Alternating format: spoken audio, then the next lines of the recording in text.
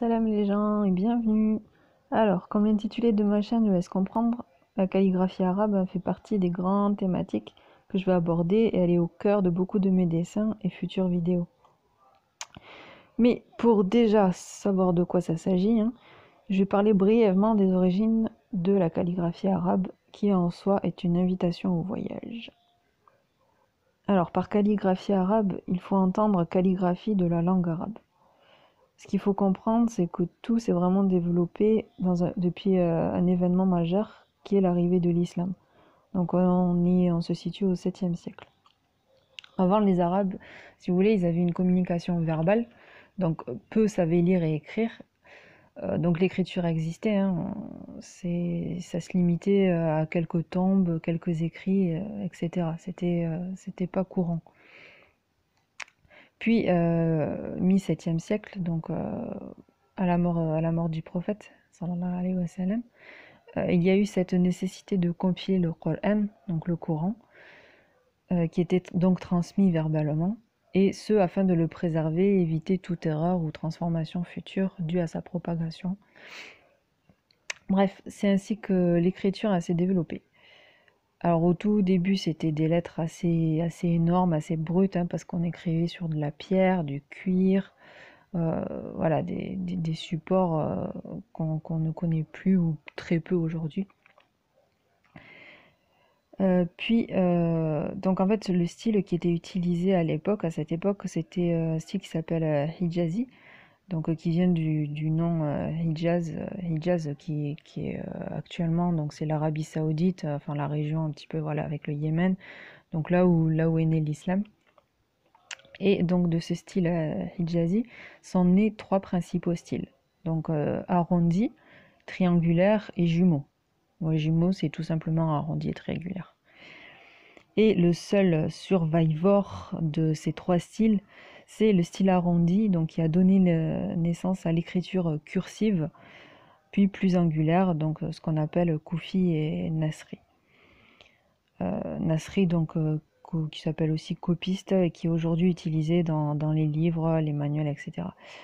Je vous en dis pas plus, je reviendrai plus tard en vidéo sur les principaux styles pour bien comprendre les différences entre eux.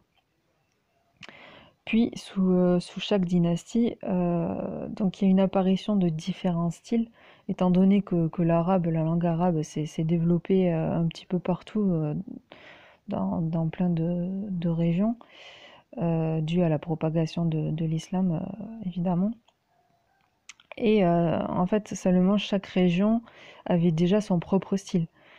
Donc, si vous voulez, comme chaque style souhaitait garder leurs propres caractéristiques et se démarquer un petit peu des autres, donc ça a donné naissance à l'époque plus de 80 styles, si je ne me trompe pas, 80 styles d'écriture à la période abbasside. Donc la période abbasside, c'est du 8e au 13e siècle, corrigez-moi si je me trompe.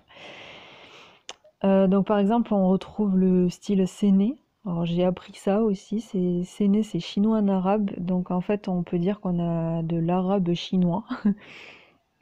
Enfin voilà, donc chaque région en fait a imposé son propre style, donc ce qui a donné un éventail d'écriture arabe. J'avais trouvé qu'aujourd'hui on dénombre environ 120 ou 110 ou 120 styles d'écriture arabe. Alors non, je ne vais pas aborder les 120 styles, j'ai absolument pas les connaissances et les compétences pour ça.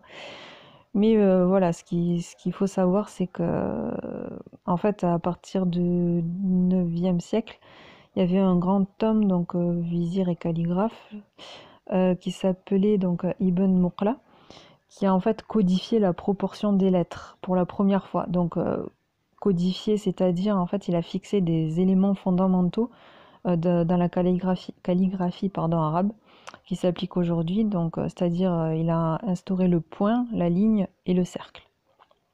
Encore une fois, là aussi je reviendrai sur ça dans mes prochaines vidéos pour plus de détails. Voilà, donc ce qu'on peut en dire aujourd'hui, c'est que la calligraphie arabe, c'est en fait, on va dire, l'art de l'image de la parole. C'est un art qui s'est étendu bien au-delà des livres.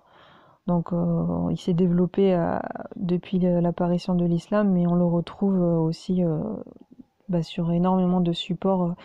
Donc on le retrouve, oui, dans les livres, en illustration de textes, etc. Mais aussi on le retrouve sur les palais, dans les mosquées, si vous remarquez sur les murs, sur les plafonds, etc. Donc c'est vraiment devenu un art à part entière.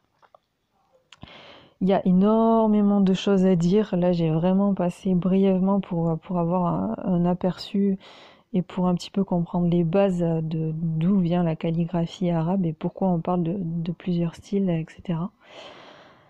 Voilà, donc pour comprendre un peu le contexte.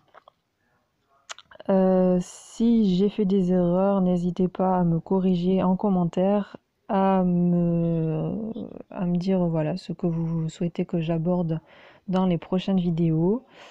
Si vous avez aussi des suggestions, des conseils, n'hésitez pas. Abonnez-vous pour me suivre et stay connected.